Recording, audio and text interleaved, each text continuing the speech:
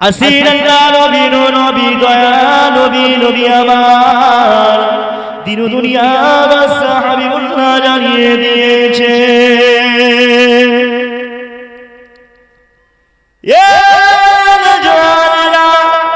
আল্লাহ নবী দয়া নবী জানালেন আমার উম্মত-উম্মতিরা আর আমি রাসূলুল্লাহ জানিয়ে দিলাম যে জায়গাতে কুরআন হাদিসের কথা হবে ওই জায়গাতে তোমরা গিয়ে বসে যাও যেখানে নবী নবী করা হবে ওই আলোচনার মধ্যে তোমরা বসে যাও কেননা ওই আলোচনাটা হলো সর্বশ্রেষ্ঠ আলোচনা ওই মজলিসটা হলো দুনিয়া জমিনের মধ্যে সর্বশ্রেষ্ঠ আলোচনা মাহফিল আপনারা তরুণেরা এই তো আমার রাসূলুল্লাহর সাহাবা হুজুরেরা আল্লাহ নবী সাহাবারা এমন করে সাহাবারা রাসূলুল্লাহ আকা মাওলা রাসূলুল্লাহর আলোচনা করতেন এমন করে আমার রাসূলুল্লাহ এক তারিখে রাস্তা দিয়ে যাচ্ছেন সাহাবা হুজুরেরা এমন করে বলছেন আল্লাহ পাক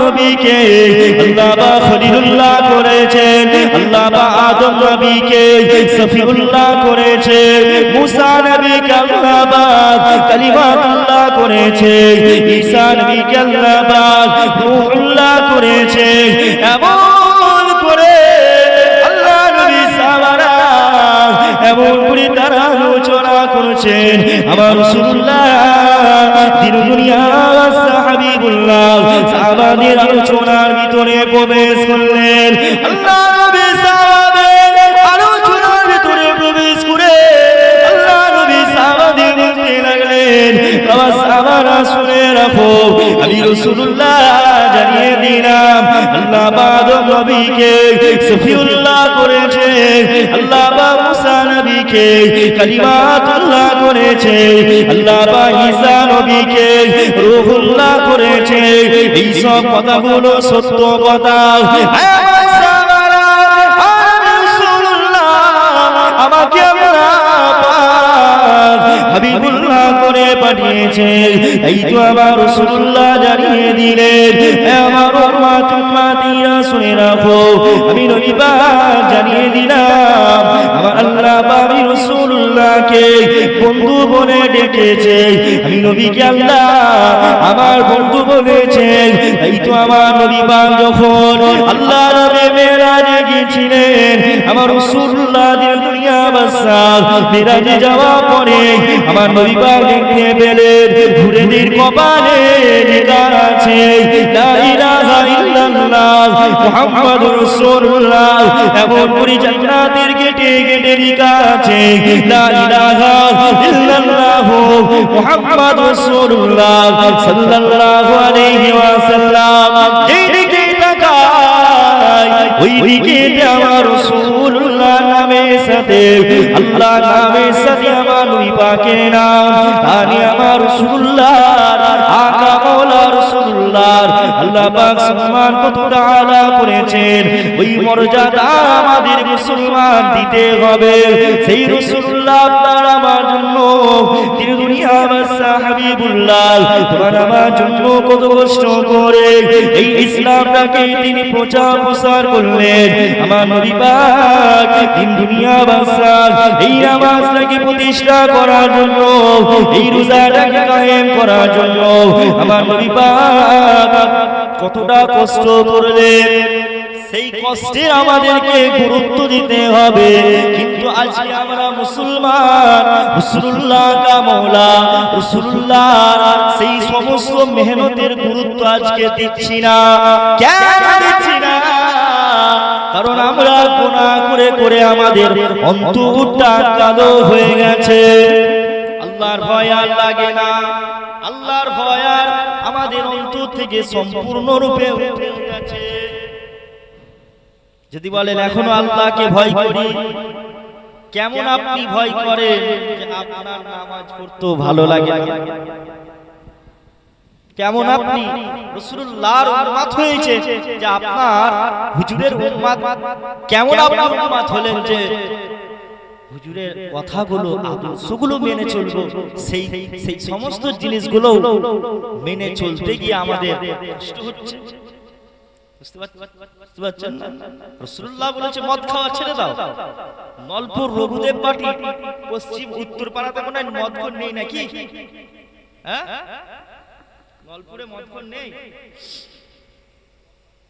খুব কম আছে রঘুদেব বাটিতে। এটা পশ্চিম পাড়া, তাই পশ্চিম উত্তর পাড়া।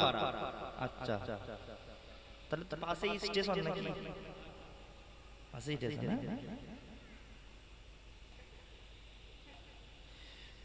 তো এই এই নলপুর পশ্চিম পাড়ায় মানুষ মনে হয় বন্ধন লোন কেউ নেয় না নাকি? হ্যাঁ, চলে চলে, ঘরে ঘরে চলে। সবাই বলে রাসূলুল্লাহর প্রেমিক আমরা, মুস্তাফার প্রেমিক, হুজুরের কথা আমরা শুনি, হুজুরকে আমরা ভালোবাসি না। তাহলে হুজুরকে যদি ভালোবাসতেন তাহলে হুজুরের সমস্ত কথাগুলো আমরা মেনে চলতাম। হুজুর বারণ করেছে যখন হারাম খেতে, আমি হারাম খাবো না। হুজুর যখন বারণ করেছে মদ খাবো না, হুজুর যখন বারণ করেছে জেনার কাজ আজ করবো না, হুজুর যখন বারণ করেছে ব্যভিচার আর করবো না, হুজুর যখন বারণ করেছে ইয়ং ইয়ং মেয়েরা যারা টিকটক করে, ভিডিও করে, আপনার ইনস্টাগ্রামে রিলস ভিডিও করে, সে সমস্ত জিনিসগুলো আমরা করব না। হুজুর বারণ করেছে আমি করব না, হুজুর বারণ করেছে সুদ খেতে, আমি সুদ খাবো না। তবে তো বুঝা যাবে যে হ্যাঁ তুমিও রাসূলুল্লাহর একজন প্রকৃতপক্ষে উম্মত। এ জানেরা আল্লাহর নবী নবী আমার দিন দুনিয়া হাবিবুল্লাহ জানিয়ে দিলেন আমার উম্মত উম্মতিরা, আমি রাসূলুল্লাহ জানিয়ে দিলাম মা আতাকুমুর রাসূল ফাখুযুহু ওয়া মা নাহাকুম আনহু ফান্তাহু। আল্লাহ নবী তোমাদের কানে যেগুলো আদেশ করবে, আমার রাসূলুল্লাহ তোমাদের কানে যেগুলো নিষেধ করবে, ওই আদেশগুলো যদি মেনে চলতে পারি তবে আমরা হব প্রকৃত মুমিন বান্দা। যদি আমরা রাসূলুল্লাহর কথা না মেনে চলতে পারি, আকা মাওলা রাসূল পাক সাল্লাল্লাহু আলাইহি ওয়াসাল্লাম তিনি যেগুলো আদেশ করেছে ওই আদেশগুলো যদি আমরা না গ্রহণ করতে পারি তাহলে আমাদের এই উম্মত দাবিদারটা মিথ্যা হবে, তাহলে আমরা প্রকৃত প্রেমিক হব না। এই তো আমার রাসূলুল্লাহ হুজুর আমার জানিয়ে দিয়েছেন আমার উম্মত উম্মতিরা, আর আমি রাসূলুল্লাহ তোমরা আমাকে ভালোবাসো, জানো প্রাণ দিয়ে ভালোবাসো, তোমরা আমি নবী আমাকে মুহাব্বত করো, ভালোবাসার মতন বাসো। যেমন সাহাবা হুজুরেরা আল্লাহ নবী সাহাবারা নবী নবী ছাড়া কিছুই চিনত না, সাহাবা হুজুরেরা শুধু নবীকে চিনত, সাহাবারা শুধু রাসূলুল্লাহকে চিনত। আমার নবী পাক যেগুলো আদেশ করবে ওই আদেশগুলো তারা মেনে চলত, সাহাবারা একটুখানি বিলম্ব করতো না। আল্লাহ নবীর খুন সাহাবাদেরকে ডান দিকে যেতে বলতেন, সাহাবারা ডান দিকে যেত, আল্লাহ নবী যখন এমন করে সাহাবাদের কানে বাম দিকে যেতে বলতেন, সাহাবারা বাম দিকে যেত। এই তো আমার নবী পাক জানালেন আমার উম্মত উম্মতিরা তোমরা আমি রাসূলুল্লাহ আমার সমস্ত কথাগুলো যদি মেনে চলতে পারো তবে আল্লাহ পাক তোমাদেরকে নাজাত দিয়ে দেবে।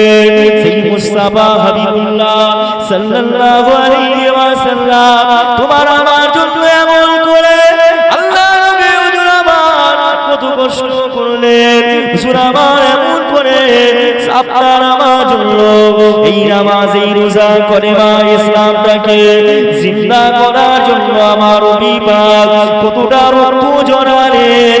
আল্লাহ নবীর শরীর থেকে আমার নবী পাক কাফের বেদিনীরা আল্লাহ নবীর উপরে এত অত্যাচার করেছে, করেছিল আমার নবী পাকের শরীর মুবারক থেকে রক্ত ঝরে ঝরে পড়তো আল্লাহ নবীকে এত মা মেরেছিল আমার নবী পাকের শরীরে রক্ত ঝরে ঝরে আল্লাহ নবী জমিনটা এমন করে লাল হয়ে গিয়েছিল তবু আমার নবী পাক আল্লাহ দরবারে একটাই দোয়া করেছিল ও রব্বি আল্লাহ এই কাফেরদের কারে আল্লাহ আপনি শেষ করে দেবেন না আল্লাহ আপনি ধ্বংস করে দেবেন না ও রব্বি আল্লাহ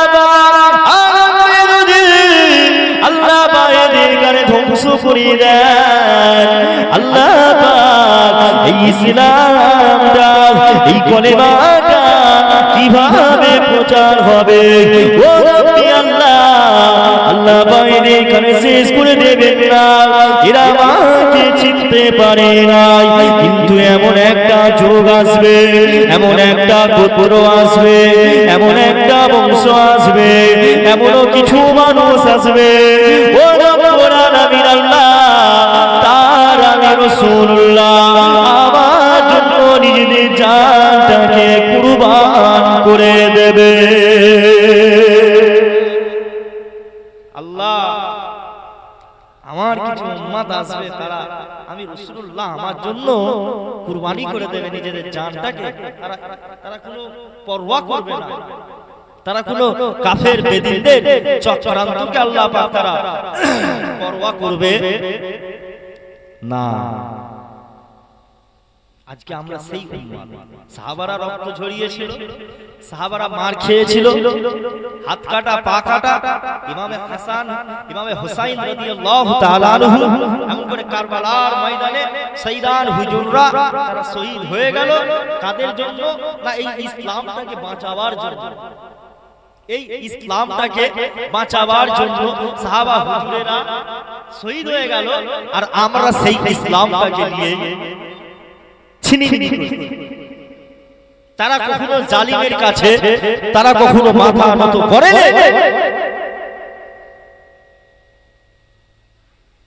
তাই তো আমার রাসূলুল্লাহ সাহাবা হুজুরে বলতে লাগলেন এবার সাহাবারা শুনে রাখো এমন একটা উম্মত আসবে এমন একটা সময় আসবে আমার গুনাহগার উম্মতিরা আমার উম্মতিরা তারা অনেক মার খাবে এত মার খাবে তারা অনেক মার খাবে দুনিয়া জালিম বাদশারা জালিম নেতারা জালিম শাসকেরা তাদেরকে এত মার মারবে তারা নাজুক হয়ে যাবে দুনিয়া জমিনে মুসলমানেরা চারিদিকে তাদের উপরে অত্যাচার হবে সাহাবা হুজুরেরা আল্লাহ নবী সাহাবারা এমন করে আমার রাসূলুল্লাহকে জিজ্ঞাসা করলেন ইয়া রাসূলুল্লাহ ইয়া হাবিবাল্লাহ হুজুর তারা কি সংখ্যায় কম থাকবে আল্লাহ নবী বললেন না বাবা সাহাবারা তারা সংখ্যায় কম থাকবে না তারা সংখ্যায় অনেক বেশি থাকবে তোমাদের থেকে লক্ষাধিক দ্বিগুণ বেশি থাকবে আল্লাহ নবী সাহাবারা এমন করে ওই সময় সাহাবা হুজুরেরা আল্লাহ নবীকে জিজ্ঞাসা করলো ইয়া রাসূলুল্লাহ হাবিবাল্লাহ হুজুর তারা যদি সংখ্যা বেশি হয় তারপরে তারা দুনিয়া জমিনে মার খাবে কেন জালিম নেতারা তাদের উপরে অত্যাচার করবে কেন আমার নবী পাক জানালেন আমার উম্মতিরা আমার সাহাবারা শুনে রাখো তারা সংখ্যায় বেশি হওয়া পরও আমার নবী পাক জানালেন তাদের ঈমানটা কমজোরি হবে তারা জালিম বাদশা তারা গোলাম হয়ে যাবে জালিম বাদশা তারা গোলাম হয়ে যাবে জালিম বাদশার কাছে তারা নিজেদের ঈমানটাকে বিক্রি করে দেবে টাকা পয়সা এমন করে কিছু অর্থের বিনিময়ে তারা কিছু সম্পদের বিনিময়ে তারা কিছু দুনিয়া স্বার্থের জন্য তারা তাদের ঈমানটা বিলিয়ে দেবে আমার নবী পাক সাহাবাদিরা বললেন বাবা সাহাবারা তাদেরকে এত মার মারা হবে তারা মার খেয়ে খেয়ে খেয়ে খেয়ে দুনিয়া জমিনে তাদেরকে মেরে মেরে ফেলা হবে এমন করে আপনারা দেখতে পাচ্ছেন আজ উত্তরপ্রদেশ বলেন, পশ্চিম বাংলা বলেন, এমন করে গুজরাট বলেন, এমন করে বিভিন্ন রাজ্যেতে আমার মুসলমান ভাইদের উপরে অত্যাচার হচ্ছে, মারা হচ্ছে। জারি বাদশারা তাদের ঘরে মেরে দিচ্ছে, হত্যা করে দিচ্ছে। আল্লাহ নবী ১৫০০ বছর আগে আল্লাহ নবী কথাগুলো বলে গিয়েছিল, বাবা সাহাবারা তাদের ঈমানটা শুধু কমজোর হওয়ার জন্য তারা দুনিয়া জমিনে অনেক মার খাবে। তাদের ঈমান কমজোর হওয়ার জন্য তাদের উপরে অনেক অত্যাচার আসবে। আজকে নরেন্দ্র মোদী আপনার আমার মুসলমানের উপরে কম অত্যাচার করছে?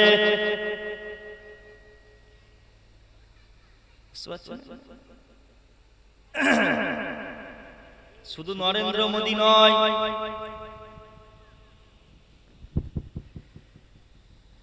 জালিম বাদশা তখনও ছিল, এখনো আছে।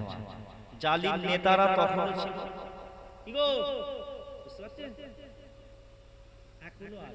ইমাম হোসাইন রাদিয়াল্লাহু তাআলা আনহুর যুগে তখন ইয়াজিদ ছিল, এখন মোদী আছে।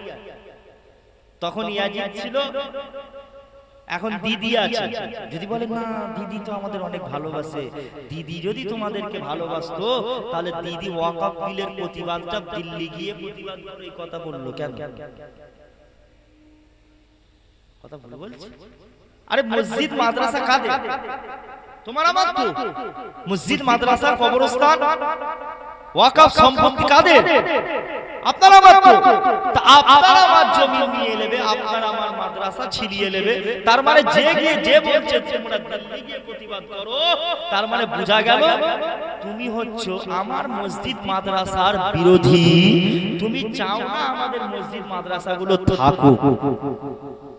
ঠিক যখন এই মসজিদ মাদ্রাসা কবরস্থানগুলো যখন নিয়ে নেওয়া হবে, যখন তাদের হাতে চলে যাবে, তখন তুমি মুসলমানদের কাছে দরদ দেখানোর জন্য বলবে আমি তোমাদের জন্য কত লড়াই করছি, দেখো রাস্তায় নেবে।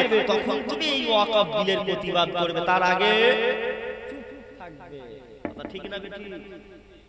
এখন তুমি চুপ আছো, কিন্তু যখন ওইগুলো সব আমাদের হাতছাড়া হয়ে যাবে, তখন আমার মুসলমান কওমকে বুঝাবে দেখো আমি তোমাদেরকে ভালোবাসি, আমি তোমাদের মহব্বত করি, কিন্তু দেখো তোমাদের মসজিদ মাদ্রাসার জন্য এবার লড়াই করছি। কিন্তু তখন কোনো কাজ হবে না, কাজ হবে না। এসআইআর আমি করতে দেবো না, করতে দেবো না বলে দিল। পশ্চিম বাংলায় যতদিন বেঁচে থাকবে এসআইআর হবে না। এসআইআর ঠিক চুপি চুপি সব হলো, সব পাস হয়ে গেল। পাস হয়ে যাওয়ার পরে তখন চেঁচাচ্ছে এসআইআর হবে না, হবে না, এসআইআর করতে দেবো না। ওদিকে বিয়ে পাস হয়ে গেল। মুসলমানের লোকেরা ভাবছে এই তো আমাদের একজন দরদি নেতা চলে এসেছে গো। সব হচ্ছে মুখোশধারী, সব কি সবাই মুখোশ পরে আছে। তখনও ইয়াজিদের লোকেরা, তখনও ইয়াজিদের লস্করেরা নবী সাহাবাদেরকে বুঝিয়ে, মুসলমানদেরকে ভুল বুঝিয়ে কিছু মুনাফিক মুসলমান তাদেরকে ইমাম হোসাইন হুজুরের বিরুদ্ধে তাদেরকে লাগিয়ে দিয়ে যুদ্ধের ময়দানে গিয়ে যুদ্ধ করিয়েছিল। এখনো কিছু এমন ইয়াজিদি মার্কা লোক আছে, তারাও আমাদেরকে আমাদের সব বলবে আছি আছি, আমাদের মাথায় হাত দিয়ে রাখবে আছি আছি আছি। ঠিক সময় মতো তারা যাবে, কেউ তোমার আমার পাশে কেউ থাকবে না। এজন্য জালিম চিনতে হবে, জালিম কারা তাদেরকে চিনতে হবে আমাদেরকে। কারা আমার পক্ষে, যারা আমার মসজিদ মাদ্রাসার পক্ষে থাকবে আমরা তাদের পক্ষে, যারা আমার কবরস্থানের পক্ষে থাকবে আমি তাদের পক্ষে, যারা আমার ওয়াকফের বিরোধী হবে তাদের আমি পক্ষে কখনো থাকতে পারি না। কারণ আমার ঈমান তিনটে জায়গা, আল্লাহ নবী বলেছে তিনটে জায়গা হচ্ছে সবথেকে শ্রেষ্ঠ জায়গা। কটা জায়গা? বাবেরা নওজওয়ান তরুণেরা আসির আলোচনা দিকে এগিয়ে যায়। আল্লাহ নবী নবী আমার তিনটে জিনিসের কথা বললেন। এই তিনটে জায়গা সর্বশ্রেষ্ঠ জায়গা। এই তিনটে জায়গার মধ্যে এক নাম্বার হলো বাইতুল্লাহ। আল্লাহর ঘর মসজিদ। এই মসজিদ হচ্ছে সর্বশ্রেষ্ঠ জায়গা। আর 2 নাম্বার হচ্ছে আমার রাসূলুল্লাহ আকা মাওলা নবী পাক জানিয়ে দিলেন, আমার উম্মতিরা শুনে রাখো, যে জায়গাতে আল্লাহ ও রাসূলুল্লাহর কথা আলোচনা হয় ওই জায়গা সর্বশ্রেষ্ঠ জায়গা। আর 3 নাম্বার জায়গা হচ্ছে বাবা সাবারা, যেখানে আপন করে আপনার নিজের মায়ের ঘর, নিজের মায়ের কাছে সন্তান হলো সর্বশ্রেষ্ঠ। তুমি যদি তোমার মায়ের কাছে বসতে পারো, তোমার মায়ের চেহারা মুবারকটা বসে বসে যদি দেখতে পারো, এইটা হচ্ছে সর্বশ্রেষ্ঠ একটা আমল। এই তো আমাদের এই সমস্ত জিনিসগুলো মসজিদ, এমন করে আমাদের এইগুলোকে বাঁচাতে হবে, কেননা মসজিদ হচ্ছে আমার আল্লাহ পাকের ঘর। আল্লাহর ঘরের যে পক্ষে থাকবে আমি তার পক্ষে। মোদি যখন আমার রাসূলুল্লাহর ঘরের মাদ্রাসার আল্লাহর মসজিদের বিরুদ্ধে, আমি তার কি বিরুদ্ধে থাকতে হবে। তার জন্য আমাদের জান চলে যাবে, মসজিদের জন্য জান যাবে, রাসূলুল্লাহ মাদ্রাসার জন্য জান চলে যাবে, কিন্তু মাদ্রাসা মসজিদকে আমাদের কি বাঁচাতে হবে। তো আজ কিছু মুনাফিক মুসলমান ক্ষমতায় থেকেও কিন্তু তাদেরকে চুপ করে থাকতে হচ্ছে। ক্ষমতায় থেকে কি ক্ষমতায় আছে, সেই পাওয়ারে আছে, তারা হয়তো এই সমস্ত এই সমস্ত বিষয়গুলো নিয়ে তারা হয়তো প্রতিবাদ করতে পারবে, কিন্তু তাদের মুখে তালা মারা আছে। বুঝতে পারছো? তাহলে আমাদের কর্তব্য আমাদের প্রত্যেকের ঈমানটাকে আমাদের মজবুত করা। ঈমান আমাদেরকে মজবুত করে, এখন আখিরি জামানা বড় কঠিন একটা সময়, সারা বিশ্বের মুসলমান কি বললাম মার খাবে, কিসের জন্য না ঈমানটা তাদের কমজোর। একবার দরুদ শরীফ আল্লাহুম্মা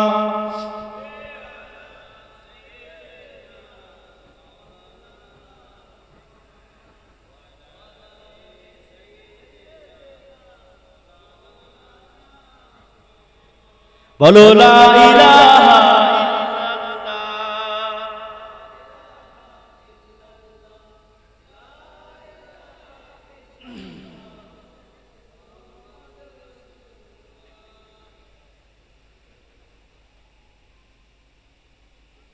कमली वाले निगाहे करम हो अगर, फिर दवा चाहिए ना सिफा चाहिए।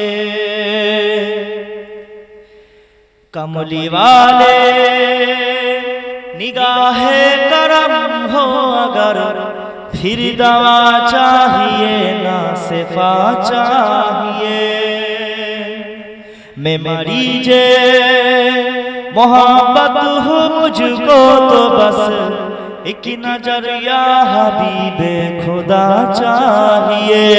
मैं मरीजे मोहब्बत हो मुझको तो बस एक नजर या हबीबे खुदा चाहिए। अब तो नजर रहमत मेरे मुस्तफा, गम का मारा हो बेसहारा हो। अब तो हो नजर रहमत मेरे मुस्तफा, गम का मारा हो बेसहारा हो। कुछ भी हो आका, कुछ भी हो आका, मैं तुम्हारा हो। ऐ जाए असरा तुम्हारी एक नजर दरकार है, एक नजर रहमत की हो जाए बेड़ा पार है। तो ही सुल्तान आलम ये मोहम्मद हो, ज़रोए लुत्फ़ सो मैं नजर तो हो कमली वाले निगाह करम हो अगर फिर दवा चाहिए ना सिफा चाहिए अल्लाहुम्मा सल्ले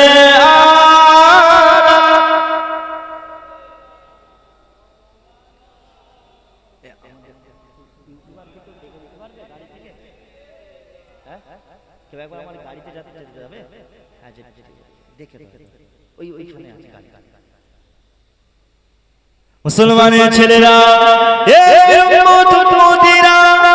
আমার রাসূলুল্লাহ জানিয়ে দিয়েছেন আমার উম্মত উম্মতিরা আর আমি রাসূলুল্লাহ জানিয়ে দিলাম তোমরা আমি নবী পাক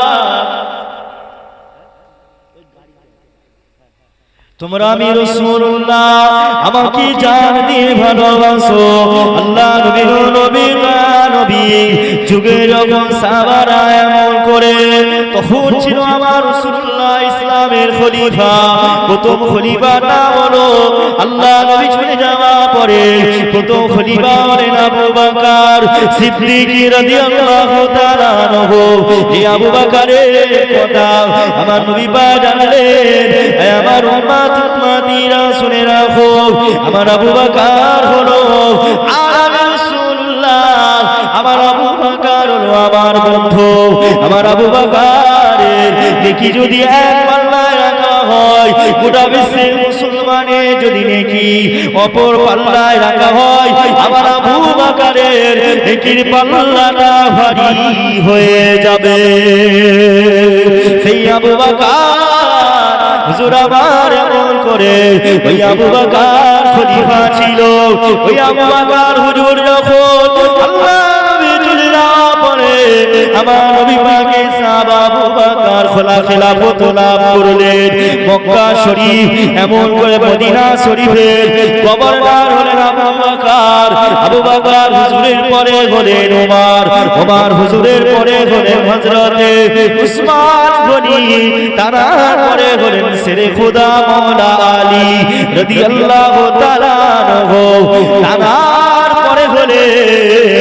তার পরে হলেন ইমামে হাসান ইমাম হাসানের পরে হলেন ইমাম আলী হুজুরের পরে মাবিয়া তার মাবিয়া চলে যাওয়ার পরে ঝামেলা শুরু হয়ে গেল ইয়াজিদ বলছে আমি ক্ষমতায় যাব আমি ক্ষমতায় আসব আমি খলিফা হব ইমাম হোসাইন হুজুর বলছে যেটা ও যদি ক্ষমতায় আসে তাহলে ও তো মদখোর ও তো চিটিংবাজ ও তো জেনাখোর ও তো ব্যভিচার করে ও যদি ক্ষমতায় আসে তাহলে আমার নানা জানে উম্মতেরা মনে হয় শেষ হয়ে যাবে সব কিছু চালু করে দেবে আজকে যেমন আমাদের রাজ্য সরকার বলেন বা দেশের সরকার নরেন্দ্র মোদি বিভিন্ন জালিম বাদশা যারা আছে তারা মদের পক্ষে বিল মদের পক্ষে যদি বিল না পাস করতো তাহলে আমার রাজ্যে পশ্চিম বাংলায় মদ বিক্রি হতো মদের দোকান এখন রাস্তাঘাটে ওপেন হয়ে গেছে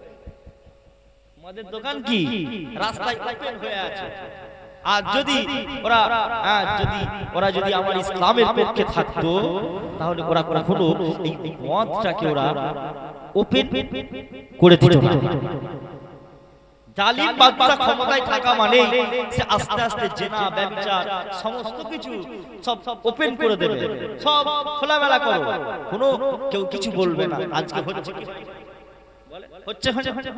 রাস্তাঘাটে ওপেন জিনার কাজ করছে ছেলেরা মেয়েরা ছেলে মেয়ে তার বয়ফ্রেন্ড গার্লফ্রেন্ডকে নিয়ে চলে হচ্ছে না নলপুরের ছেলে মেয়েরা অনেক আছে দেখবে ঈদের সময় বাইক নিয়ে চলে গেল একটা ছেলে একটা মেয়েকে তার গার্লফ্রেন্ডকে নিয়ে চলে গেল ঈদেতে ঘুরতে যাচ্ছে কোথা বাউরিয়া নলপুর মেলা নেই তো হয় না বাউরিয়া মেলা কোথায় যাচ্ছে বাউরিয়া মেলা নলপুরের ছেলে মেয়েরা অনেকে কোথায় যাচ্ছে না ওই বাঁকড়া মেলা পাঁচলা মেলা চলে যাচ্ছে তারপরে ঈদ পার্কে হেতা হতা চলে গেল জিনা ব্যভিচারের কাজ করছে আবার এমন সাজুগুজু করেছে ঈদের সময় মেয়েরা নলপুরেরও মেয়ে কিছু আপনাদের আশপাশে এদিকের মেয়েরা এমন সেজেছে ফেরেশতারাও চিনতে পারবে আজরাইল আলাইহিস সালাম মানে জান কবজ করতে এসে মানে চিন্তায় পড়ে যাবে, এটা সেইটাই তো যার হুকুম আল্লাহ দিয়েছে। এত আটা ময়দা এত কিছু মেখে মানে ঝাড় দিতে দিতে যাবে রাস্তায়, কাপড় তুলে যাচ্ছে রাস্তায়, ঝাড় দিতে দিতে যাচ্ছে। পর্দা করে নেই, কোনো পর্দা নেই, গায়ে মাথায় কোনো কাপড় নেই, মাথায় কাপড় নেই, চুলগুলো সব খুলে ঘুরতেছে, যেন হেভি লাগছে, সুন্দর লাগছে, ঠিক কি না? সুন্দর লাগছে। এই রকম করে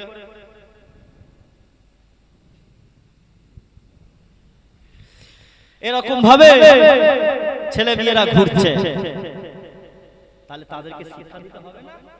আমাদের বাড়ির মেয়েগুলোকে বাঁচাবে কারা? বাঁচাবে আমরা তো বাঁচাবো। আমাদের বাড়ির মেয়েগুলোকে কারা বাঁচাবে? কারা? আমরা। আমাদের কর্তব্য আমাদের মেয়েগুলোকে, আমাদের পরিবারগুলোকে তাদেরকে বাঁচার কথা বলা, ঠিক কি না? তাদেরকে সঠিক রাস্তাটা দেখানো। আজকে মেয়েরা কত বিয়েওয়ালা মেয়ে কিছুদিন করে সংসার করছে, তারপরে ডিভোর্স হয়ে যাচ্ছে। কেন হয়ে যাচ্ছে? চরিত্র খারাপ, এত চরিত্র খারাপ, ছেলেরা সংসার করতে পারছে না। এক একটা মেয়ে বিয়ের পরেও ওরকম অন্য ছেলের সাথে ভালোবাসা, বিয়ে হয়ে গেছে অন্য ছেলের সাথে প্রেম করতেছে। এমনও অনেক ছেলে আছে বিয়াদব মার্কা ছেলে, যারা বিয়ে হয়ে গেছে তারপর অন্য মেয়ের সাথে কি প্রেম করছে। তা বাঁচাতে হবে না?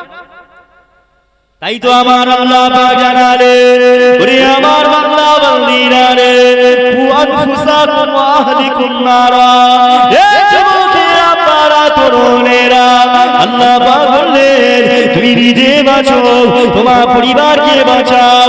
হে যুবকেরা নিজের পরিবারকে বাঁচাতে হবে, নিজের মায়েদেরকে শিক্ষা দিতে হবে, মেয়েদেরকে বাঁচাবার কথা বলতে হবে, পর্দার হুকুম দিতে হবে, পর্দার আদেশ দিতে হবে। কেননা আমার রাসূলুল্লাহ দিন দুনিয়া বাদশাহ জাহিলি যুগে যখন মহিলাদেরকে তখন জ্যান্ত পুঁতে দেওয়া হতো, তখন মহিলাদের জ্যান্ত মাটিতে পুঁতে দেওয়া হতো। মহিলাদের কোনো ইজ্জত ছিল না, মহিলাদের কোনো সম্মান ছিল না, মহিলাদের নারীদের কোনো ইজ্জত দেওয়া হতো না। তখন আমার রাসূলুল্লাহ দিন দুনিয়া বাদশাহ হাবিবুল্লাহ ওই মহিলাদেরকে, এই মহিলাদেরকে আল্লাহ নবী দয়া নবী ইজ্জত দিয়েছিল, এই মহিলাদেরকে আল্লাহ নবী স্বাধীনতা দিয়েছিলেন। এই নারীরাকে আমার নবী পাক আমার রাসূলুল্লাহ বললেন এটা পাথর নয়, পাথর নয়, এটা হলো হীরার মতন। এই মহিলারা হলো সোনার মতন ব্র্যান্ড, এই মহিলারা হলো গোলাপ ফুল। এই তো আমার নবী পাক জানালেন, আমার উম্মত উম্মতিরা তোমরা এমন করে নিজেদের মহিলাদেরকে বাঁচাও, মেয়েদেরকে পর্দা করার হুকুম দাও। যদি তোমরা পর্দার হুকুম দাও, কাল কিয়ামতের ময়দানে, হাসরের ময়দানে যখন এমন করে আল্লাহ নবী দয়া নবীর কাছে যখন আল্লাহ পাক হিসাব নেবে, ওই কিয়ামতের ময়দানে তোমাকে আমাকে হিসাব দিতে হবে না গো, তোমাকে আমাকে আল্লাহ দরবারে হিসাব দিতে হবে না। আল্লাহ পাক হয়তো বা তোমাকে জিজ্ঞাসা করবে, ও আব্দুল কালাম, ও আব্দুল জব্বার, তুমি যে দুনিয়া জমিনে তোমাকে আমি আল্লাহ পাঠিয়েছিলাম, তুমি তোমার পরিবারকে কি শিক্ষা দিয়েছিলে? তুমি তোমার পরিবারকে, তুমি তোমার মায়েদের কারে, তুমি তোমার বোনেদের কারে, তুমি তোমার পরিবারকে এটাকে পর্দা করার হুকুম দিয়েছিলে কি? এটা হয়তো আল্লাহ তোমাকে আমাকে জিজ্ঞাসা করবে।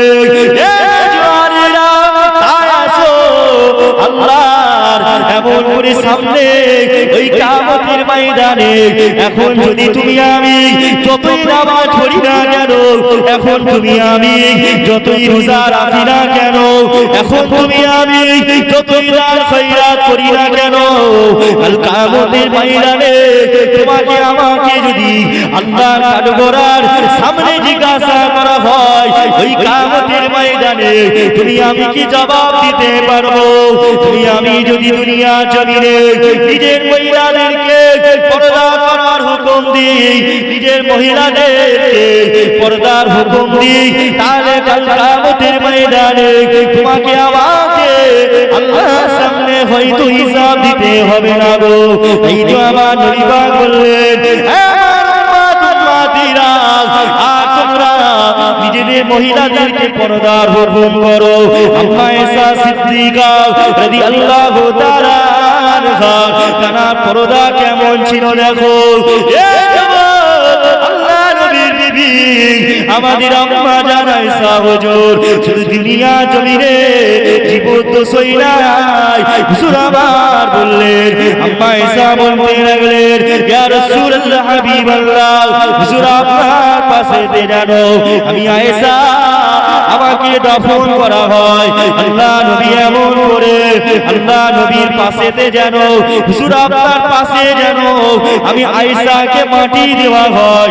আমার নবী পাকের স্ত্রী, আমার নবী পাক দুনিয়া থেকে আল্লাহ নবী আকা মাওলা রাসূলুল্লাহ দুনিয়া থেকে বিদায় নিয়ে নিলেন। আমার নবী পাক দুনিয়া থেকে বিদায় নেওয়ার 2 বছর পরে আল্লাহ নবী সাল্লাল্লাহু হযরত আবু বকর সিদ্দিক রাদিয়াল্লাহু তাআলা আনহু আমার নবী পাকের সাহাবা আবু বকর হুজুর বলতে লাগলেন, হে রাসূলুল্লাহ সাওয়ারা, আমি আবু বকরকে আমার আম্মা রাসূলুল্লাহ পাশেতে আমি আবু বকরকে দাফন করবে। আমি আবু বকরকে জানো তোমরা অন্য কোন জায়গায় দাফন করবে না। এই যুবকেরা পারা তরুণীরা, এই তো আমার রাসূলুল্লাহর পাশেতে আবু বকর হুজুরকে দাফন করে দেওয়া হলো। আবু বকর হুজুরকে দাফন করে দেওয়ার পরে আম্মা আয়েশা বলতে লাগলেন, ও রাসূলুল্লাহ সাওয়ারা, আমি আয়েশাকে আমার আব্বা জান আবু বকরের পাশেতে দাফন করে দেবে। আমার আব্বা জান আবু বকরের পাশে দাফন করবে। এমন করে আমার রাসূলুল্লাহর স্ত্রী আম্মা আয়েশা সিদ্দিকা রাদিয়াল্লাহু তাআলা আনহা আবু বকর দুনিয়া থেকে চলে যাওয়ার পরে হযরত ওমর ফারুক রাদিয়াল্লাহু তাআলা আনহু এমন করে আল্লাহ নবী সাহাবা হুজুরদের বলতে লাগলেন, ও রাসূলুল্লাহ সাহাবারা, আমি ওমর চলে যাওয়ার পরে, আমি ওমর দুনিয়া থেকে বিদায় নেওয়ার পরে, আমি ওমরের মৃত্যুর পর আবু বকরের পাশে আমি ওমরকে দাফন করবে। আমাকে আবু বকরের পাশে দাফন করবে। হযরত ওমর ফারুক রাদিয়াল্লাহু তাআলা আনহু যখন তাকে আবু বকরের পাশে দাফন করা হয়, আম্মা আয়েশা ওই সময় বলতে লাগলেন, না না না না, আমি আয়েশাকে আর তোমরা ওমরের পাশে দাফন করো না। আমি মারা যাই যদি, আমি আয়েশা যদি মারা যায়, এখন আমাকে ওমর ফারুকের পাশে মাটি দেবে না। কেন দেবে না? কারণ ওমর ফারুক হচ্ছে বাইরের মানুষ। ওমর ফারুক কি বাইরের লোক? উনি আমার ফ্যামিলির লোক না। উনি ওনার সাথে আমার ওনাকে ওনার সামনে আমার পর্দা করতে হবে। কি ভাবছে যে মৃত্যুর পরও কেমন একটা অন্য পুরুষের পাশেতে যেন আমার কবর না পর্যন্ত হয়। কার পাশে হবে? না রাসূলুল্লাহর পাশে হবে, কারণ সে আমার স্বামী। কার পাশে হবে? না আবু বকরের পাশে, কারণ সে আমার আব্বা জান। আমার আব্বার পাশে আমি ঘুমাতে পারবো, আমার স্বামীর পাশে আমি ঘুমাতে পারবো।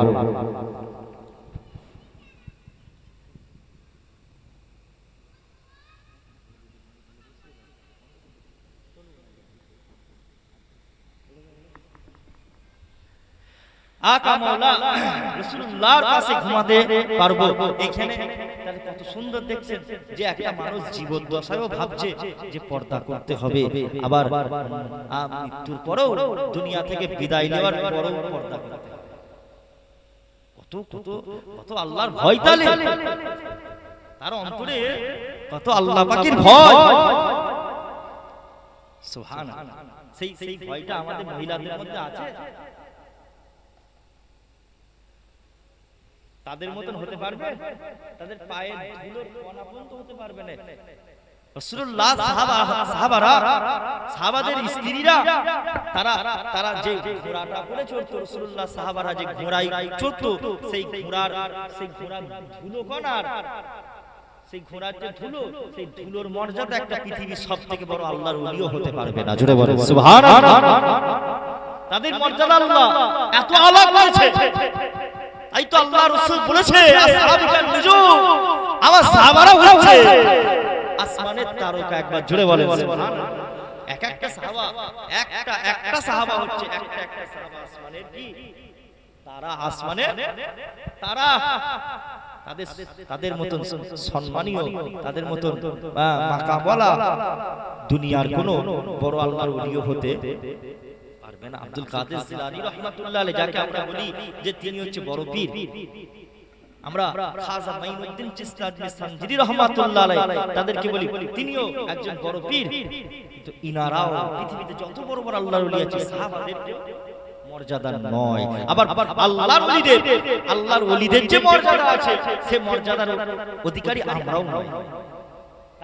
তাদের সাথেও আমাদের তুলনা করা চলবে না। খাজা মাইনুদ্দিন চিশতি রাহমাতুল্লাহ আলাইহি, মুজাদ্দিদে জামান আবু বকর হুজুর যে সম্মানের অধিকারী ছিলেন, সেই আবু বকর হুজুরের সম্মানের অধিকারী আমরা হতে, তার সাথে আমাদের এক হবে না। কারণ তারা রাসূলুল্লাহর কদমে নিজেদের জানকে কুরবান করে দিয়েছে। সাহাবারা রাসূলুল্লাহর সামনে সারাটা দিন বসে আছে। সারাটা দিন কি সাহাবারা রাসূল পাক সাল্লাল্লাহু আলাইহি সাল্লামের সামনে সারাটা দিন বসে আছে। বসে বসে কি করছে না, রাসূলুল্লাহ আকা মাওলা নবী পাকের কথাগুলো শুনছে, নবী পাক সাল্লাল্লাহু আলাইহি সাল্লামের চেহারা মোবারক দেখছে। একবার জোরে বলেন সুবহানাল্লাহ। রাসূলুল্লাহ চেহারা মোবারক দেখে দেখে তাদের খিদে মিটে যাচ্ছে। এত প্রেম করেছিল, এত রাসূলুল্লাহকে ভালোবাসে যে তারা রাসূলুল্লাহ চেহারা মোবারক দেখছে, রাসূলুল্লাহ কথা বলছে, ওয়াজ করছে, আহ কি সুন্দর। আকা মাওলা রাসূলুল্লাহ চেহারা দেখতে দেখতে তাদের খিদে মিটে যাচ্ছে, তাদের কোনো খিদেই লাগছে না। একবার জোরে বলেন সুবহানাল্লাহ। এভাবে তারা রাসূলুল্লাহর কদমে তারা পড়ে থেকে তাদের নিজের জীবনটাকে এমন ভাবে করে তুলেছিল, তারা দুনিয়ার জমিন থেকে জান্নাতের সার্টিফিকেট পেয়ে গিয়েছিল। একবার জোরে বলেন সুবহানাল্লাহ। আকা মাওলা রাসূলুল্লাহ সাহাবা হুজুররা, এমন করে তাবিঈন সালফে সালেহিন আল্লাহর ওলিরা, আল্লাহর ওলি যারা হয়েছিল, তারাও তাদের পীর ও মুর্শিদের কাছে বসে বসে জিকির এমন করে সবক দান করে সবক নিয়ে তারাও এরকম ভাবে আল্লাহর ওলি হয়েছিল। খাজা মাইনুদ্দিন চিশতি রাহমাতুল্লাহ আলাইহি উসমান হারুনি রাহমাতুল্লাহ আলাইহির কাছে 20 বছর ছিল। 20 বছর খেদমত করে তারপরে হুজুর এমন করে একটা বড় জিকির আজকার করে তাসবিহ তাহলিল পাঠ করে তারপরে আল্লাহর ওলি হয়েছে। শুধু হয়নি, ছোট হুজুর পীর কেবলা রাহমাতুল্লাহ আলাইহি শুধু আল্লাহর ওলি হয়নি, তারা শুধু নবী করেছিল। তাই তো রাসূলুল্লাহকে তারা পেয়ে গিয়েছিল। একবার জোরে বলেন সুবহানাল্লাহ। বাবেরা নওজওয়ান তরুণেরা, এ বিভাগের প্রেমিকেরা, আসির আল্লাহ নবী নবী নবী মা নবী হুজুর আমার জানিয়ে দিয়েছে, আমার উম্মতিরা, এ দুনিয়া মানুষেরা, তোমরা যদি রাসূলুল্লাহ বেশি বেশি করে নবী নবী নবী নবী নবী নবী করতে পারো, তবে তোমরা নবীকে পেয়ে যাবে, তবে তোমরা রাসূলুল্লাহকে পাবে। যত বেশি বেশি করে রাসূল করবে, যত বেশি বেশি করে নবী পাকের উপরে দরুদ শরীফ পাঠ করবে, যত বেশি বেশি করে আকা মাওলা রাসূলুল্লাহর উপরে রাসূলুল্লাহর কথা ভাববে, তত বেশি বেশি তোমার ঈমান মজবুত হবে। আজ মুসলমান এমন করি আমরা আকা মাওলা রাসূলুল্লাহর কথাগুলো শুনি না, আকা মাওলা রাসূলুল্লাহর আদর্শ আমরা মেনে চলতে চাই না। রাসূলুল্লাহ যে পথটা দেখিয়েছে ওই পথটা আমরা চলি না। এই তো দুনিয়া জমিনে আমরা এত ফিতনার মধ্যে জড়িয়ে যাচ্ছি। আকা মাওলা রাসূলুল্লাহ জানিয়ে দিয়েছে আমার উম্মত উম্মতিরা, আর আমি রাসূলুল্লাহ জানিয়ে দিলাম তোমরা এমন করে তোমরা কিয়ামতের পূর্বে তোমরা নিজেদের ঈমানটাকে এমন ভাবে মজবুত করে নাও, কেননা কিয়ামতের পূর্বে হাতের মধ্যে যেমন আগুন রাখা অসম্ভব হয়ে যাবে, ওই রকম ভাবে মানুষের ঈমানটা রাখা অসম্ভব হয়ে যাবে। দুনিয়া জমিনে জানে বাসা থাকবে, দুনিয়া জমিনে জানে বাসারা তোমার ঈমানটা লুটে নেওয়ার জন্য, দুনিয়া জমিনে জানে নেতারা তোমার ঈমানটাকে লুটার জন্য সব সময় তারা তাকিয়ে আছে। এভাবে একটা সময় আসবে দাজ্জাল যখন চলে আসবে, দাজ্জালকে অলরেডি ইহুদিরা ডাকতে লেগেছে, কারণ তারা জানে ওটা হলো আমাদের মাসি, ওটা হলো আমাদের মাসি, ওটা আমাদের মাসি, ওটা আমাদের বাঁচাবে উনি। এভাবে তারা আসবে, এসে আমাদের সবাই ঈমান লুটবে। আমাদের ঈমান প্রথম থেকে রাসূলুল্লাহ আকা মাওলা রাসূলুল্লাহ সাল্লাল্লাহু আলাইহি ওয়াসাল্লামের সাহাবা তখন থেকেই ঈমানটাকে আমাদের কি হারা করাতে চাইছে। আমাদের ঈমান মানুষ মুসলমান হয়েছে আবার মুসলমান থেকে ফিরে আসে অন্য ধর্মে ধাবিত হয়ে যাবে, যুগে যুগে সব সময় তারা চালিয়ে যাচ্ছে। কিন্তু আমরা যদি রাসূলুল্লাহর আদর্শের দিকে তাকাই, তার জীবন চরিত্রের দিকে তাকাই, তাহলে আমাদের লাইফটাও কি চেঞ্জ হয়ে যাবে। আমরা আস্তে আস্তে রাসূলুল্লাহর প্রেমিক হয়ে যাব। জোরে বলেন সুবহানাল্লাহ। আমরা যদি রাসূল পাক সাল্লাল্লাহু আলাইহি ওয়াসাল্লামের কথাগুলো মেনে ঠিকভাবে পালন করতে পারি, তাহলে একটা সময় দেখা যাবে আমরাও রাসূলুল্লাহর প্রেমিক হয়ে গিয়ে আশিকে রাসূল হয়ে যাবে। একবার জোরে বলেন সুবহানাল্লাহ। আর তুমি যতক্ষণ পর্যন্ত হানাফিল্লাহ না হতে পারবে, হানাফির রাসূল না হতে পারবে, ততক্ষণ পর্যন্ত তোমার দাম নাই। আশিকে কি হতে হবে? হানাফির রাসূল হতে হবে, রাসূলুল্লাহর উপরে ফানা হতে হবে, তার উপরে এত মহব্বত রাখতে হবে, সবথেকে বেশি তার উপরে মহব্বত রাখতে হবে। সমস্ত জীবন চরিত্র আদর্শটা আমাদেরকে মানতে হবে। যদি মানতে পারি তবেই তো রাসূলুল্লাহর উম্মত হিসাবে কিয়ামতের ময়দানে রাসূলুল্লাহর সামনে দাঁড়াতে পারবো। তাহলে নবী পাকের কষ্ট হবে না? নবী পাক আসার সময় তো কাঁদলো আমাদের জন্য, নবী পাক সাল্লাল্লাহু আলাইহি ওয়াসাল্লাম যাওয়ার সময় কাঁদলো আমাদের জন্য, নবী পাক সাল্লাল্লাহু আলাইহি ওয়াসাল্লাম এখনো কাঁদছে আমাদের জন্য, তোমার আমার জন্য সারাটা জীবন এখনো কাঁদছে, কিয়ামত পর্যন্ত কাঁদবে। তাহলে আমরা রাসূলুল্লাহর উম্মত যে হয়েছে আমরা কবে বুঝবো? আমরা কবে বুঝবো তার মর্যাদা? কবে দেব আমরা? তারা কি কবে গুরুত্ব দেব? মরে গেলে কত মানুষ আফসোস করছে, মরে গেলাম, মৃত্যু হয়ে গেল, চলে গেলাম, মরে গেল, মাটি দিয়ে চলে গেল, এলাকার মানুষরা তাড়াতাড়ি করে সব মাটিতে চলে গেল। মেয়েরা ভাবছে, মেয়েরা নামাজ পড়ে নে, কোরআন পড়ে নে, কোরআন শরীফ উপরে রেখে দিয়েছে, ধুলো পড়ে গেছে, কোরআন শরীফ খুলে দেখে ঠিকঠাক ভাবে পর্দা করে নে, এভাবে চলতে চলতে চলতে চলতে চলতে চলতে মরে যাবে।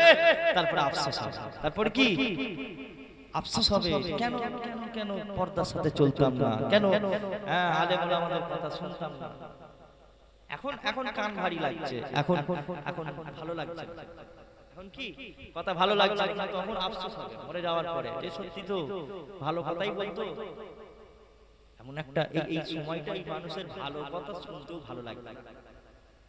একটা মানুষকে আপনি ভালো উপদেশ দেবেন, সৎ উপদেশ দেবেন, সেই জিনিসটাও মানুষের কি ভালো লাগবে না। এখন সেই সময় সেই জামানা কঠিন একটা সময়। এখন মানুষ ঠিকভাবে আমরা রোজা পালন করতে পারি না, আমরা রোজা ঠিকভাবেই রাখতে পারছি না, আমরা দান খয়রাত তো ঠিকঠাক ভাবে করছি না। আল্লাহ পয়সা করি দিয়েছে, কিন্তু আল্লাহর রাস্তায় একটা টাকা যে দান করব সেটা আমাদের জন্য বহুত কষ্টকর মনে হয়। তাহলে তুমি কি রাসূলুল্লাহর উম্মত যে রাসূলুল্লাহ সাহাবাদেরকে একবার বলেছে তোমরা তোমাদের ঘরে যাও সব কিছু নিয়ে চলে আসো, সিদ্দিক আকবর আবু বকর হুজুর বাড়ি থেকে সব নিয়ে রাসূলুল্লাহ আকা মাওলা রাসূলুল্লাহর কদমে হাজির করে দিয়েছে। ইয়া রাসূলুল্লাহ আমার বাড়িতে আর কিছু নেই, দেখেন সব কিছু নিয়ে চলে এসেছে, হাড়ি কুড়ি যা ছিল হুজুর, রান্না বান্নারও সরঞ্জাম যা ছিল সব, শুধু ঘরটা হুজুর আছে আর কিচ্ছু নেই, সব আপনার কদমে দিয়ে দিলাম। এটা ছিল মুহাব্বত। এটা কি মুহাব্বত? এত ভালোবাসতো যে রাসূলুল্লাহর কদমে সব কিছু বিলিয়ে দেবে, কিছু থাকুক আর না থাকুক শুধু নবী থাকলেই হবে। একবার জোরে বলো সুবহানাল্লাহ। এটা কি বললাম? খাওয়া হোক না হোক রাসূলুল্লাহর চেহারা মুবারক দেখলেই হবে। যখন খিদে পেত, এমন সাহাবা অনেক ছিল বাড়িতে খাবার হতো না, খিদে পেত, কি করবে তখন? খিদে পাচ্ছে, তখন রাসূল পাক সাল্লাল্লাহু আলাইহি ওয়াসাল্লামের কাছে আসতো, রাসূলুল্লাহ হুজুরের মুস্তাফার চেহারা মুবারক দেখতো, দেখে দেখে তাদের খিদেটাকে মিটিয়ে ফেলতো। একবার জোরে বলেন সুবহানাল্লাহ। বাবেরা, জওয়ান তরুণেরা, ও নবী পাকের প্রেমিকেরা, এমানুলপুর রঘুদেব বাটি পশ্চিম উত্তর পাড়ার আমার দাদা পীরে মুরিদানেরা, আসির আল্লাহ নবীর নবী দয়া নবী, ওই নবীর কথা চিন্তা করো, ওই রাসূলুল্লাহর কথা একটুখানি ভাবেন। ওই নবী আমার রাসূলুল্লাহ এমন করে গভীর রাতে, গভীর রজনীতে আল্লাহ নবী উঠে উঠে উঠে পড়তেন আর রাসূলুল্লাহ আল্লাহ দরবারে দোয়া করতেন, ও রব্বি আল্লাহ, আল্লাহ পাক, আল্লাহ পাক আমার উম্মতিদের আল্লাহ ক্ষমা করে দেন। এভাবে আমার রাসূলুল্লাহ রাতের বেলায় শুধু উম্মত উম্মত উম্মত উম্মত করে কাঁদতো। আজকে আমরা ওই ফাটা কপালের এমন উম্মত হয়েছি আমরা, যে আমরা এমন উম্মত সেই রাসূলুল্লাহর উপরে একবার দরুদ শরীফ পড়ার সময় নাই, সেই নবী পাকের উপরে একবার দরুদ শরীফ মুহাব্বতের সাথে পড়ব সেটাও আমরা পড়ি না। তাহলে আমরা কিভাবে কাল কিয়ামতের ময়দানে, হাসরের ময়দানে আমরা ওই আমার হুজুরের সামনে কিভাবে, আকা মাওলা রাসূলুল্লাহর সামনে কিভাবে আমরা মুখ দেখাবো? এই যুবকেরা, পাড়া তরুণেরা, কাল কিয়ামতের ময়দানটা বড় কঠিন দিন হবে গো। ওই ময়দানে মাসরের দিনেতে সূর্য যখন মাথার গোড়ায় চলে আসবে, মানুষের শরীর কাঁপতে থাকবে, মানুষের শরীর কাঁপতে কাঁপতে কারো হাঁটু পর্যন্ত ঘামের মধ্যে ডুবে যাবে, আবারও কারো কোমর পর্যন্ত ঘামের মধ্যে ডুবে যাবে, আবারও কারো গলা পর্যন্ত ঘামের মধ্যে ডুবে যাবে, আবারও কেউ ব্যাঙের ন্যায় ঘামের মধ্যে ডুবে যাবে। তাই তো আল্লাহ নবী, নবী দয়াল নবী আমার নবী পাক জানালে, আমার উম্মত উম্মতিরা কাল কিয়ামতের ময়দানে শুধু তাদের কোনো ভয় থাকবে না যারা আল্লাহকে ভয় করেছিল। আলা ইন্না আউলিয়া আল্লাহি লা খাউফুন আলাইহি ওয়া লা হুম ইয়াহজানুন। যারা আল্লাহ মাহবুব বান্দা হবে, যারা আল্লাহর ওলি বান্দা হবে, তাদের কোনো ভয় নাই, তাদের কোনো চিন্তা নাই, তারা আল্লাহ পাকের আরশে আজিমে ছায়াতলে থাকবে। বলবেন না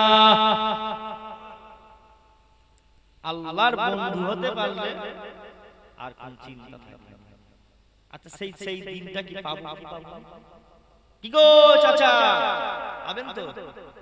হ্যাঁ মাশাআল্লাহ, বয়স তো মাশাআল্লাহ অনেক হয়ে গেছে। হ্যাঁ তাই না? দাড়ি ফাড়ি রাখতে হবে না আপনার সামনের জন্য? হ্যাঁ দাড়ি রাখবেন। কবে রাখবেন? মরে গেলে? মরে যাওয়ার পরে দাড়ি রাখা যাবে তো? হবে, তখন দাড়ি হবে হবে হবে না।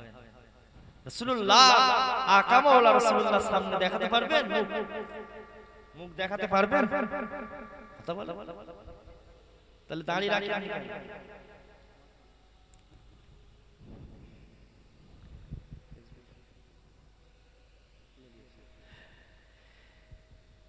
তাহলে দাঁড়িয়ে রাখবেন কবে রাখবেন? এই তো বলে দিয়ে যাচ্ছি চলে যাব, তারপর আর মনে থাকবে না, ঠিক না? এভাবে কত জলসা পার হয়ে গেল। কিয়ামতের ময়দানে উঠবো, রাসূলুল্লাহ সামনে যদি দেখি হ্যাঁ দাড়ি থাকবে না, কত কষ্ট হবে বলেন তো নবী পাকের। তাহলে দাড়ি রাখতে হবে তো, দাড়ি রাখলে কি খারাপ লাগে? কথা বলে খারাপ লাগে? কত সুন্দর একটা লাগে বলেন তো দাড়ি রাখলে, তাই না? যদি সুন্দর লাগতো বলেই তো রাসূলুল্লাহ রেখেছে, নবী পাক সাল্লাল্লাহু আলাইহি ওয়াসাল্লাম সুন্দর লাগতো বলেই তো হুজুর দাড়ি রেখেছিল, তাই না? তাহলে আমাদের রাখতে হবে না? একদম একদম সুন্দর করে একদম জলসা দিন বলে একদম ভালো করে ছেঁচে ছুটে বসে আছে, আমার হ্যাপি লাগে। বেশাদি তো আর হবে না, বয়স তো হয়ে গেল, দাঁড়িয়ে রাখতে হবে কি কি হবে? খালি কামাই দাড়ি রাখলে একটা সুন্নত পালন হয়ে গেল রাসূলুল্লাহ, হ্যাঁ হুজুর খুশি হবে, মুস্তাফা খুশি হবে, ঠিক না? দাড়ি রাখবেন ইনশাআল্লাহ। বাবেরা নওজোয়ান তরুণেরা ও রাসূলুল্লাহর দিওয়ানারা ও আমার নবী আদুরির উম্মাত উম্মাতানিরা, আল্লাহ নবী নবী নবী আমার দিন দুনিয়া বাদশা হাবিবুল্লাহ জানিয়ে দিয়েছেন, হে আমার উম্মাত উম্মাতিরা, আর আমি রাসূলুল্লাহ জানিয়ে দিলাম, আমি নবী পাক জানিয়ে দিলাম, তোমরা আমাকে ভালোবাসো, জান দিয়ে মুহাব্বত করো, কাল কিয়ামতের ময়দানে মাসুরে দিনের উপর সবাই আমল করে এই হিসাবটা দিতে উঠবে। ওই কিয়ামতের ময়দানটা বড় কঠিন দিন হবে। ওই দিনের কথা, ওই দিনের কথা কি একবার ভেবে দেখেছেন? ওই কিয়ামতের ময়দানে সবাই উঠবো, বাপ ছেলেকে চিনবে না, ছেলে বাপকে চিনবে না, মা ছেলেকে চিনবে না, স্বামী স্ত্রীকে চিনবে না, স্ত্রী স্বামীকে চিনবে না। হে যুবকেরা তরুণীরা, ওই কিয়ামতের ময়দানে তোমার আমার কেউ হবে না, শুধু একজন তোমার আমার পাশে দিয়ে থাকবে, যার নাম হলো আকা মাওলা রাসূলুল্লাহ। তিনি শুধু আমাদের পাশে থাকবেন আর তিনি বলবেন, ও রব্বি আল্লাহ, আল্লাহ বাবার উম্মাত উম্মাতিদের মাফ করে দেন, আল্লাহ বাবার উম্মাত উম্মাতিদেরকে আল্লাহ পাক ক্ষমা করে দেন। সেই রাসূলুল্লাহর যদি আমরা প্রকৃত পক্ষে সেই নবী পাকের যদি উম্মাত হয়ে থাকি, তাহলে আজ থেকে আর মদ খাবো না। যদি রাসূলুল্লাহর আমল করে সত্যিকারে প্রকৃত প্রেমিক হয়ে থাকি, তাহলে আজ থেকে